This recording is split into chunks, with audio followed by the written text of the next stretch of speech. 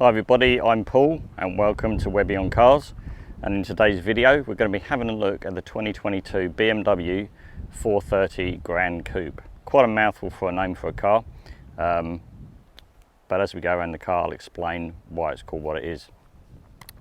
So, going to get the elephant in the room out of the way. I like that grille. When it first came out I wasn't sure, if I'm honest. Like a lot of people it was like, oh, that's a bit big and kind of out there. But the more I've seen it, the more I actually really like it. And in fact, I prefer the look of this car to a regular 3 Series. A lot of people might disagree with that statement, but that's my preference. I actually think this is a really good looking car. And I'll explain more as we go around the cars to the bits and pieces I like, some of the features that I'd probably change, and give you my thoughts and opinions when we go for a drive. So let's jump in and get started. So to start with, I'll tell you where this sits in the BMW lineup. You've got your 3 Series sedan and your 4 Series coupe, and this is kind of an amalgamation of both of those cars. You've got the coupe looks at the front of the car, and you've got the nice sloping hatchback at the rear, and then it's a 4-door as well. So it is like it's a 4 Series coupe with 2 extra doors basically. So you get the really sort of smooth coupe line looks of the 4 Series, but the practicality of the 3 Series with those 2 extra doors. And the other benefit you get from that is the fact that you can carry 3 people in the back like a 3 Series instead of 2 people in the back like a 4 Series coupe. And where a 3 Series sedan has got a much flatter roof line and a different angle on the rear window, this is much more like a conventional hatchback, when the rear tailgate slopes down into the window and back up to that little sort of kick up bit at the back, which is almost looking like a rear spoiler. Now, starting at the front of the car in terms of styling, yes, we've got this big large kidney grille. It comes in chrome as standard, but it is an option that you can have this painted black, which I think I probably would do, purely because around the rest of the car there's lots of sort of gloss black accents, so it kind of just sort of blends in with that. Although when you look at the wheels, they're kind of a two-tone design, so you have got some chrome there to pick out the chrome on the grille. Bit 50-50 with that one, but either way I wouldn't be disappointed if it was chrome or black, to be honest. Now in terms of colour, I don't know how well the camera is picking this up. This is a beautiful colour called Tanzanite blue, and particularly on a day like today you can really see all the sparkles in the paint. It looks absolutely amazing. Combines really well with that oyster interior inside, which I'll show you when we get inside the car. It's a really classic looking design. Other bits and pieces we get at the front, we've obviously got things like front parking sensors, we've got the front camera as well, plus also things like radars for adaptive cruise control and some of the safety systems as well. One of the many options that you can choose to have on this BMW is the laser headlights. That comes as part of the package called the visibility pack, which also includes that panoramic sunroof. There are a lot of options you can choose on the car, a bit like most German manufacturers, but this car is very lightly sort of spec'd. That is the only option, the lights in the sunroof. Oh, and actually some piano black inlays on the dashboard. Other than that, you can obviously go quite mad and spend lots and lots of money. But yeah, this car is pretty lightly spec'd. I've put all the details of this car into the BMW configurator, $102,000. It worked out about $8,000 more than a comparatively spec'd 3 Series sedan. So it's not a lot more money, and if you're spending 94 grand on a 3 Series, I'd personally spend the extra 8 and get the 4 Series Gran Coupe. Now, under the bonnet of this car sits a 2-litre 4-cylinder turbocharged engine. It's good for 190 kilowatts and 400 newton meters of torque. Being BMW, it is rear-wheel drive, and it's also got an 8-speed ZF automatic gearbox. Combining the engine and the gearbox, absolutely fantastic. They work really well together.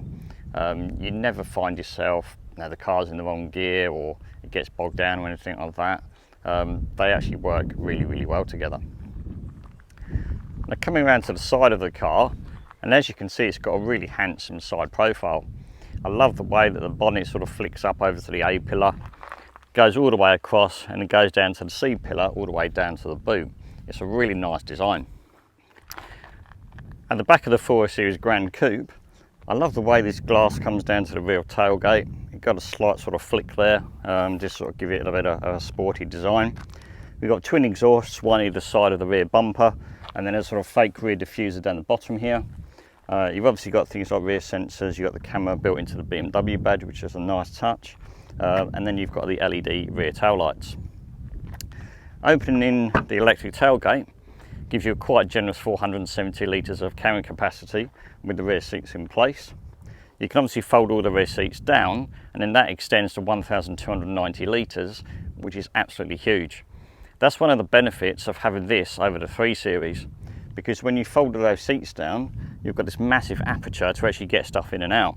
Well, on a 3 Series, your boot's about sort of here, so getting stuff in and out is a lot more difficult. So if you're looking for a more practical car, the 4 Series Gran Coupe will definitely tick that box for you. In the side sections of the boot, you've got a couple of storage cubbies, the little nets there as well. You've got a hook there for a shopping bag, and you've also got a 12-volt power socket. The only thing that would be quite handy to have would be some little levers back here that you could pull and then make the seats fold down. Just saves you having to walk around and do them yourselves manually, I suppose.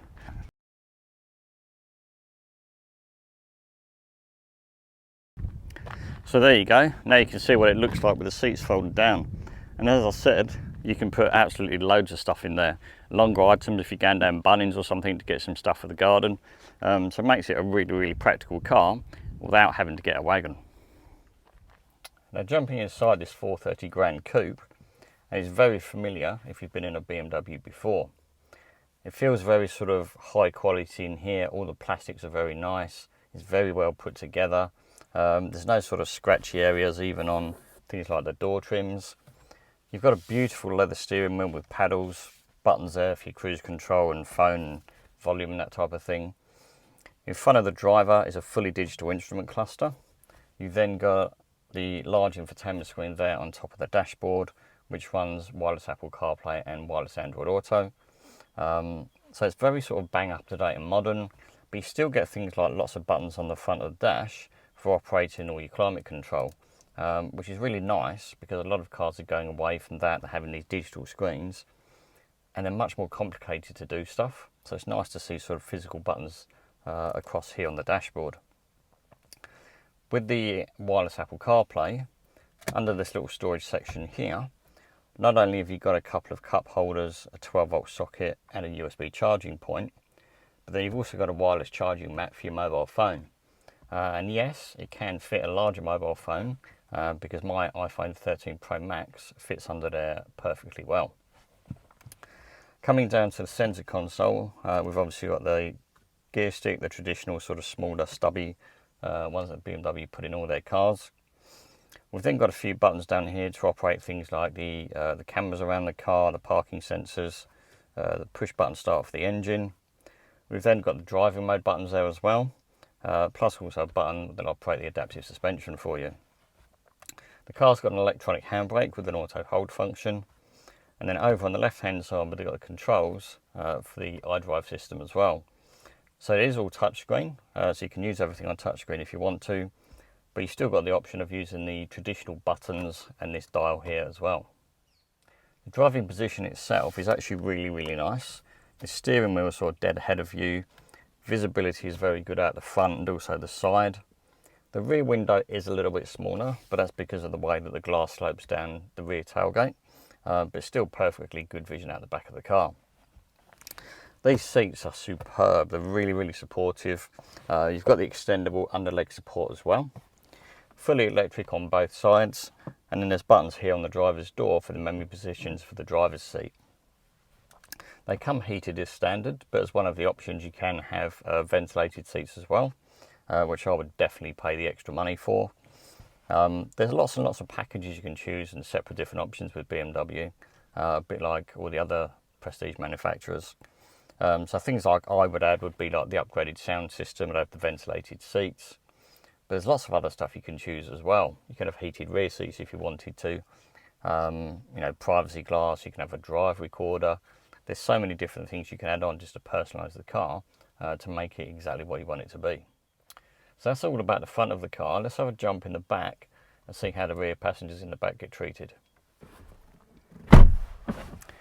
Now, as you may have seen there, the rear door actually opens really wide, so it makes getting in and out of this car quite easy. Legroom in the back is actually really, really good, and you can just about fit your feet under the driver's seat so you can actually extend your legs further, making for a bit more comfort on a longer journey. Headroom is a little bit restricted here, but that's because the roof slopes down towards that rear C-pillar and giving that sort of coupe styling. In the rear console, we've got air vents for the rear passengers, but also buttons there to operate the rear climate control, which is actually really, really nice. Down below that, we've also then got 2 USB-C fast charging points. Great for if kids are in the back playing on their phones or tablets. We've then also got the prerequisite fold-down armrest, and then a couple of cup holders. The other nice thing about this being the Gran Coupe is that this centre section folds down separately to the outer 2 seats.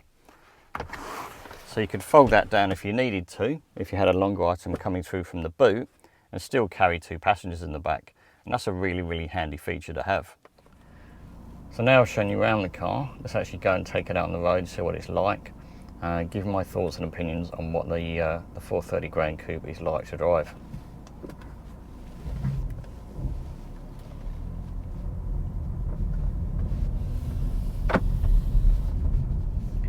One of the first things you notice is just how quiet it is in here.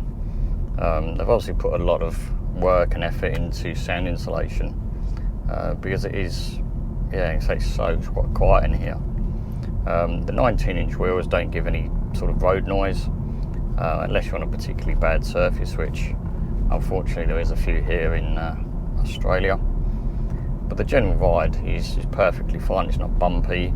It is slightly firm, but then you'd expect that because it is, you know, a bit of a driver's car. In terms of fuel costs, the car's got a 55 litre fuel tank. It's said to average 6.6 litres per 100.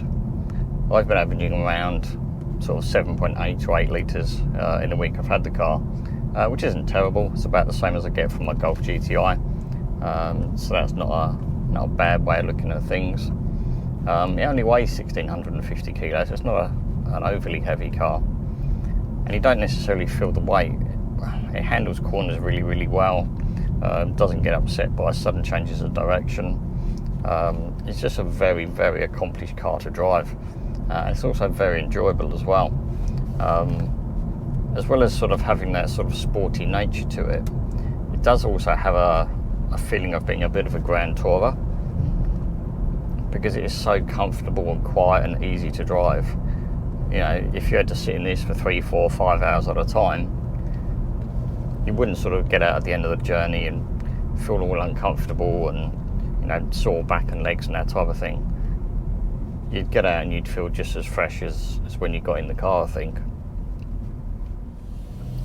The head-up display is also standard on this model as well, but be warned, if you've got sunglasses or normal glasses that got polarized lenses, you won't actually be able to see the head-up display, which is something I found out when I tried on my new sunglasses a couple of days ago. If I wear these normal glasses, I can see the head-up display perfectly well. But if I put my new sunglasses on, which have got polarized lenses, you can virtually not distinguish the head-up display at all, which I didn't think about when I bought the sunglasses. But in my personal car hasn't got a head-up display, so that doesn't become an issue for me. But it's just something to bear in mind if you have got one of these cars or any other car with a head-up display. Choose your sunglasses wisely, if you want to use the head-up display, of course. Now, I mentioned at the beginning of the video of the 2 litre turbo petrol engine and how much power it had and torque, but it's also very refined as well. It's a very smooth engine, which I think suits the nature of the car, because yeah, it does feel a little bit like a sort of Grand Tourer. It's very comfortable, very easy to drive. It's one of those cars that has kind of a dual personality. It's a great sort of comfortable long distance cruiser, but then on the other hand you can show it some twisty corners and have a bit of fun as well. In terms of servicing costs, BMWs aren't as expensive as you think, because you can buy 5-year 80,000k service plans for the 4 Series and all the other models. So you can basically pay a one-time fee up front. It will take care of all your scheduled servicing. Obviously wear and tear items have still got to be paid for, but that's par for the course for any car. One big downside to BMW is the fact that they still only offer a 3-year unlimited kilometre warranty here in Australia, unlike all other manufacturers which are at least 5 years, particularly Audi and BMWs, which is its biggest rival. And one of the option packages you can add to this car is called the executive package, and a couple of the features in there would be, on my sort of wish list, which is the remote engine start. So with your My BMW app on your phone, you can remotely start the engine. But then you also get the upgraded Harman Kardon sound system, which I personally would like on the car.